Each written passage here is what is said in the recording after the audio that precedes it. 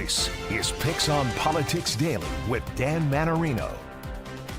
Hi, everybody. Welcome to Pop Daily. It is Thursday, April 17th. I'm Dan Mannarino. And don't forget, you can watch full episodes of PIX on Politics every Friday night at 6:30 p.m., Sunday mornings at 7:30 a.m. But today, we're really laser focused on what's happening in the city council versus the Adams administration. There have always been these contentious lines divided when it comes to certain issues. Of course, the budget and negotiations right now, right? But yesterday, there was this key hearing on federal cuts that were coming from the Trump administration and how the Adams administration and the council could really talk about these and look at ways around them.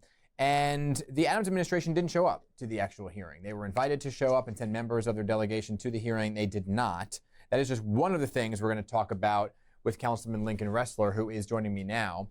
So, Councilman, good to see you. Welcome to Pop Daily. Good to see you. Thanks for having me.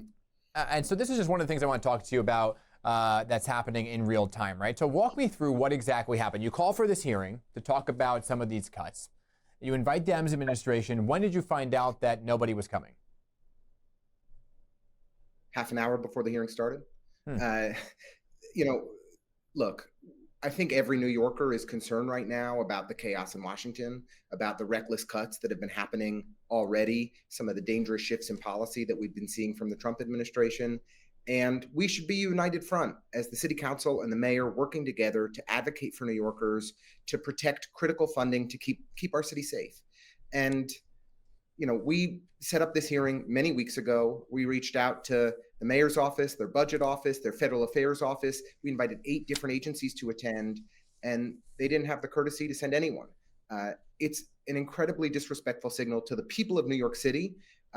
It indicates that the mayor is more focused on cozying up to Trump than he is fighting for New Yorkers and protecting the interests of the people of our city. What was the reason you were given half hour before when you were told nobody's coming? What was the logic and reason you were giving? Essentially that they're working an inside strategy to buddy up to the Trump administration. I think. Who told you that? Eric Adams is hoping. Go ahead. Who told you? The first deputy mayor reached out to the speaker's office. Okay, so Kayla Mamalek, the city hall spokeswoman, she actually said that they didn't want to. At first, they felt it was a political stunt. Your reaction? We receive over 8% of our city budget, close to $10 billion in funding, comes from the federal government. We've already seen significant cuts in federal funding, and we are at risk of facing many, many more cuts. As a result of the economic downturn that's happening because of the Trump administration's chaotic policies, we rely even more on government support and on federal funding than ever before. And it is critically important that we plan together, that we have smart strategies for how we're going to protect the interests of New Yorkers, protect this critical funding, and keep our city safe. This was an incredibly important hearing. Dozens of nonprofit organizations attended and shared stories about how they've already lost federal funding, how they're at risk of losing more federal funding, that they're unable to provide food to people who are hungry, services to seniors. They're unable to take care of foster kids because the federal government is already slashing their programs. This is a deadly serious situation that could have that is already having catastrophic consequences for the people of New York City. And Eric Adams doesn't care, right? I mean, he is more focused on being a Trump administration ally than he is fighting for New Yorkers. His silence yesterday was deafening. So they also went on to say that they didn't want to give up their cards in terms of looming cuts and what it looks like. And what did you think of that response and that as part of the strategy? We have already seen significant cuts and policy shifts in the Trump administration that put New Yorkers at risk. The Health and Human Services Agency at the federal level has cut 20,000 workers. We can no longer rely on the Center for Disease Control to provide real-time information about risks to infectious disease. The federal government is no longer a dependable ally to help us on that next measles outbreak. The federal government is no longer a reliable ally to help us the next time there's an extreme weather event based on the cuts they have already made. Now is the time for us to be planning, preparing, and taking action to keep New Yorkers safe. And that's exactly why Speaker Adrienne Adams and Finance Chair Justin Brannan and myself released a plan in advance of the hearing for how we Trump-proof New York City and make smart, targeted investments to protect our public health, to protect us from extreme weather, and to protect us from a terrorist attack. Yeah, and I want to talk about that in just a moment, but I just want to finish on this part for a second and get your take on the written testimony that came, right? So they said that, well, we submitted written testimony, but you're saying you didn't get it till the end of the hearing, right? Have you had a chance to look at the rest of written? Go ahead. Yeah, we held a 4-hour hearing yesterday where the Independent Budget Office, budget experts and analysts from across the city, and dozens of nonprofit organizations came to testify. At the very tail end, I think with 10 minutes left, we were sent a copy of their written testimony. And while the testimony from the mayor's office kind of appears to be in la-la land and not taking these cuts seriously, the messages that we saw from city agencies are that they are deeply anxious, even apoplectic, about the risks that they're facing to federal cuts. I mean, I can't understate enough. A majority of the funding for our city's housing agency comes from the federal government. What happens to NYCHA, right? A publicly funded, largely publicly funded entity if we see significant cuts? What happens to our health and hospital system, our safety net, if we see cuts to Medicaid? Our agencies are very concerned about the policies of the Trump administration. It just seems that the mayor is unwilling to say so out loud. So what did they say in the testimony then? Did they address that? No. I mean, their testimony was, that they're monitoring the situation carefully and working in close partnership with all of the stakeholders. But that's not a plan. What we need and what we should expect from City Hall and from a mayor is real leadership.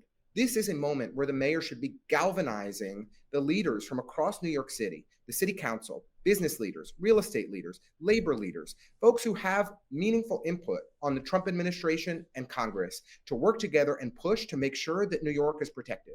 But instead, he's silent. We see no action from Eric Adams. We see an effort to just cozy up to his newfound friends in the White House. And I think that offends New Yorkers, and I think it puts us at risk. So I just want to read, just to button on this, the actual statement, because I have it here. So Kayla said, when a reduction in funds has indeed taken place, our administration has filed lawsuits, city submitted affidavits, lobbied the federal government, and done more to ensure our city gets the critical funding we need.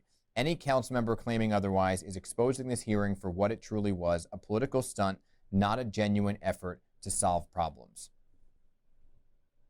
Thoughts? The point of the hearing was to give the administration an opportunity to show their work and to work arm in arm with us, with nonprofits, with all the stakeholders that are concerned about the federal funding dynamics, to fight for New Yorkers. And they refused to do so. For 3+ years, Eric Adams has criticized every elected official in New York that they have not done enough to advocate for federal funding, that they've not done enough to advocate for more state funding for New York City.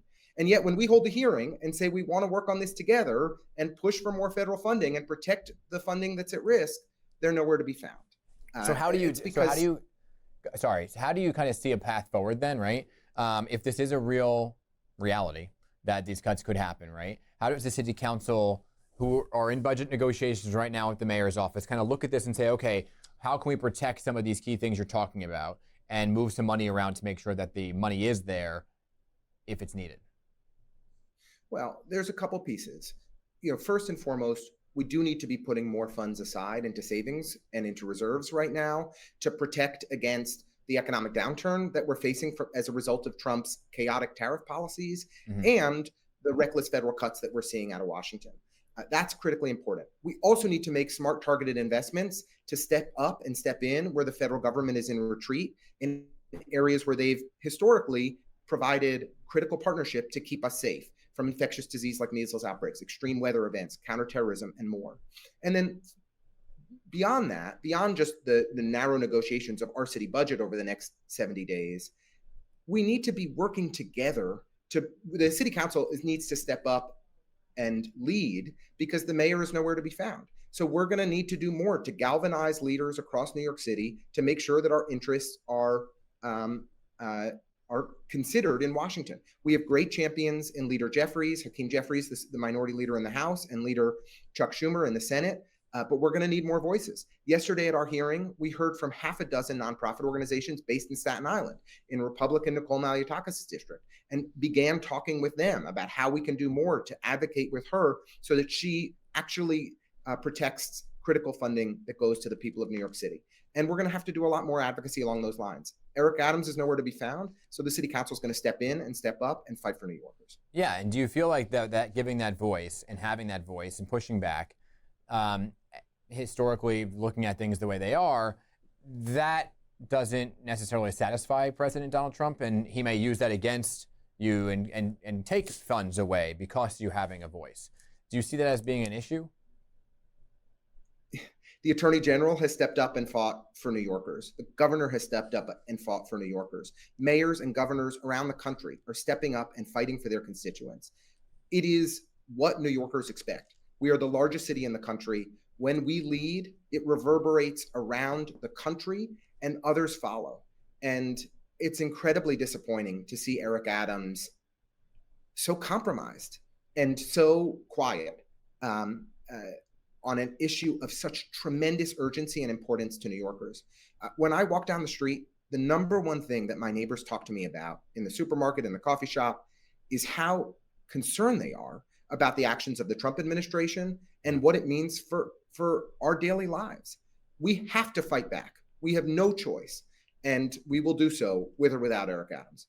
Okay, I got to just quickly talk about Rikers Island for a moment here, because that was another big hearing that was taking place. And this one was about, I guess, about the shutdown, right? It was about the shutdown of Rikers Island and how the 2027 timeline isn't really going to happen. And this was something the council really advocated for. So what do you see as the plan moving forward? Obviously, I spoke to Judge Littman, and he said, look, they put out their recommendations. 2027 is not going to happen, mainly because the borough-based jails have not even begun to be built. So what do you see as a path moving forward? It's critically important that we close Rikers Island. It is a stain on our city that so many people are incarcerated there in such horrible conditions, unable to access the medical care they need, unable to get access to court for their opportunity for a fair trial, and in conditions where there's far too much violence. What I have found shocking is that under Eric Adams, the population at Rikers Island has increased 34%. You know, there are not many things that unify Rudy Giuliani, Mike Bloomberg, and Bill de Blasio, but under each of their mayoralities, we saw significant declines in the population at Rikers Island. Mm-hmm. But Eric Adams, it has skyrocketed up. We need this mayor to start taking seriously smart policies that can safely reduce the incarcerated population so that we can get back on a path to closing Rikers Island. And the 4 borough-based jails are not scheduled to be completed until 2033. So we have a lot of work to do to try and speed up those out-year construction timelines in Manhattan and the Bronx and Queens. The jail in Brooklyn is in my district. And unfortunately, the city has been a highly inconsiderate neighbor to my community. They do jackhammering until 5 o'clock in the morning for weeks on end. Their regular workday for the next 6 years goes until midnight. We have asked for the city to be better neighbors in addressing some of the construction issues that we faced, and they've ignored us.